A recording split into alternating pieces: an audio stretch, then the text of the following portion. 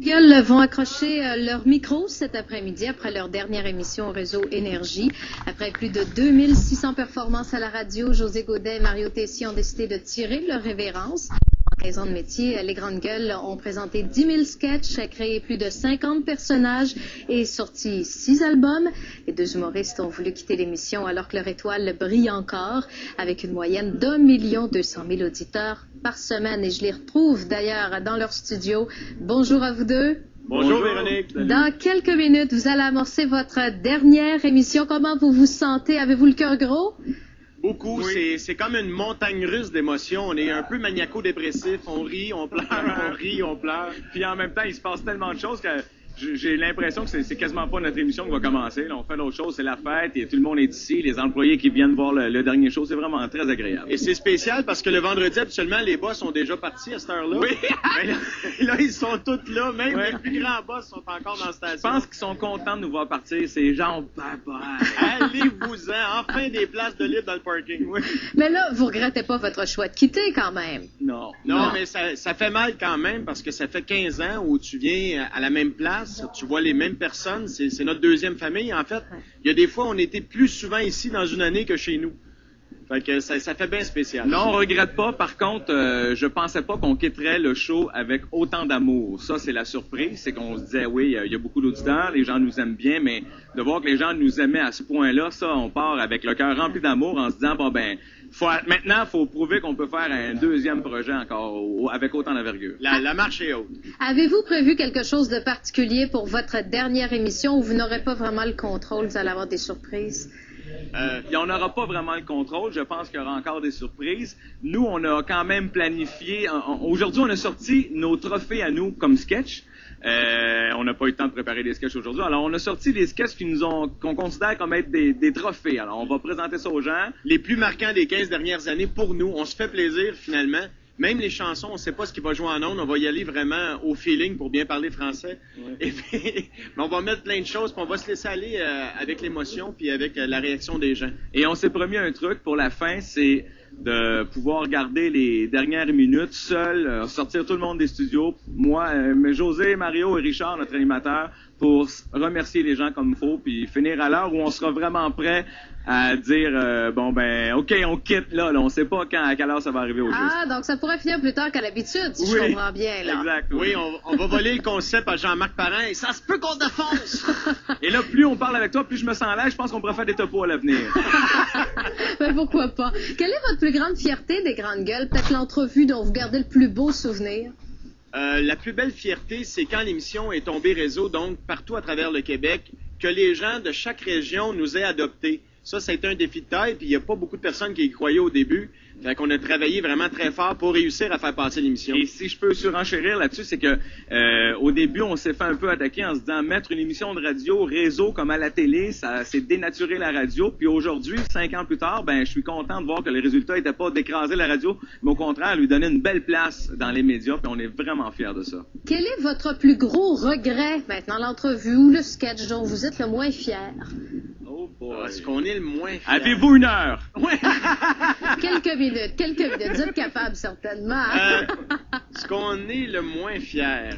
Ben, avec le recul, c'est peut-être l'histoire Angelil, parce que de pas avoir réussi à revoir M. Angelil, de lui serrer la pince, que la hache de guerre soit vraiment enterrée. Il n'y a pas de hache de guerre officielle, mais on s'est quand même pas croisés. Je pense que le regret, c'est ça, de pas avoir réussi à avoir M. Angelil ici. Dans l'émission, ça aurait été vraiment notre plus gros fun qui vienne, puis qu'on lui fasse des sketchs live, puis qu'on lui montre que dans le fond, on est juste deux gars qui aiment bien avoir du fun. Ouais. Quelle a été la clé de votre succès, selon vous? L'acharnement et le travail. Ouais. Oui. Puis le fun aussi, hein. La radio, les gens ne voient pas, donc ce qui passe, c'est vraiment l'émotion pure, puis on n'a jamais rien faké en arrivant en ondes à 3h30, c'était toujours, on était content d'être là, on avait oublié le travail qu'on avait fait avant pour arriver en ondes, puis là, c'était de donner le meilleur show possible. La vie de couple, ce n'est pas toujours facile. En 15 ans, avez-vous eu de gros conflits, des chicanes de ménage, comme on dit? Ah, mon Dieu Seigneur, oui, en ce moment même, on en vit un. Ah oui, là, vous me voyez pas parce qu'on est pris à partir d'ici, mais je donne des coups. Des coups? Capable. Non, mais c'est arrivé souvent, parce qu'on est vraiment un vieux couple, ça fait 25 ans qu'on se connaît, fait que... Vous avez compris qui faisait la fille. J'oserais pas me prononcer. Ouais, c'est ça. Merci. Non, mais c'est sûr que ça arrive. C'est une relation intense où nos émotions sont toujours dans le tapis. Fait que des fois, ça chire un peu, mais on se connaît tellement. Oui, et comme moi, j'ai un bon caractère aussi. Yeah! Mon Dieu, bon, tout le monde rit ici. C'est étonnant. Bon, nous ça, ces gens-là, on applaudit. En tout cas, c'est pas l'ambiance qui manque. On vous regarde de près. Une fois que l'aventure sera terminée ce soir, qu'est-ce que vous comptez faire? Vous allez encore travailler ensemble? Oui, définitivement. On va prendre une pause pour commencer, prendre du temps en famille, profiter de l'été avec les enfants, parce que je pense que les derniers mois, on n'a pas été beaucoup là. On a toujours voulu faire du mime. Je pense qu'on va s'attaquer à ça. Ouais. Vraiment, on va faire une tournée de mime partout au Québec. Un nouveau réseau de radio, mais en mime. On dit n'importe quoi. Là, Mais pour être sérieux, on n'a pas pris la décision officielle, mais ça pourrait être un spectacle. Ça nous tente beaucoup. Puis on étudie encore quelques propositions télé qu'on pourrait accepter aussi. Ouais. On a plein de rêves. On veut faire toutes ces choses-là. On sait juste pas dans quel ordre on va les faire. Avez-vous reçu des suggestions des auditeurs? Oui. Oui. Oui? Oui, Quel genre? Ben, il y a des gens qui nous voient, qui aimeraient ça nous voir à la télé. Il y a des gens qui disent quand est-ce que vous venez en spectacle? Fait que c'est bien partagé, mais je dirais que 99% la réaction est très positive. Les gens ont hâte de nous voir ailleurs. Et en général, c'est ça, le mot voir est important parce que les gens, après nous avoir écouté longtemps, on avait fait un premier spectacle, là, les gens, je pense qu'ils veulent nous voir. Que ce soit à la télé ou sur scène, ils veulent revoir parce que je pense qu'en spectacle, on est très physique puis on aime se tapiocher, ça fait du bien. Ouais. Depuis que vous avez annoncé votre départ, avez-vous reçu beaucoup de courriels ou d'appels, de lettres de la part des auditeurs? Des milliers.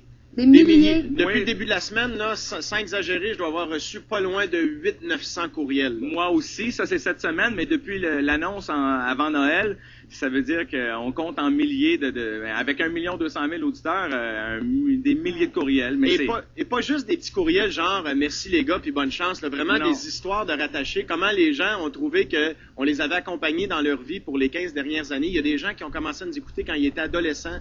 Aujourd'hui, ils sont mariés, ils ont des enfants. Nous, des fois, on fait un sketch parce que le but ultime est de faire rire. On a toujours peur de pas avoir assez fait rire. Alors, on est un peu malade mental. Mais les gens, de nous raconter une histoire dans leur vie où on est entré avec eux, on les a aidés, on les a sortis d'une mauvaise journée, ce bout-là est vraiment touchant. Il reste environ 40 secondes. Qu'est-ce que vous allez dire à vos auditeurs lorsque vous allez les quitter ce soir?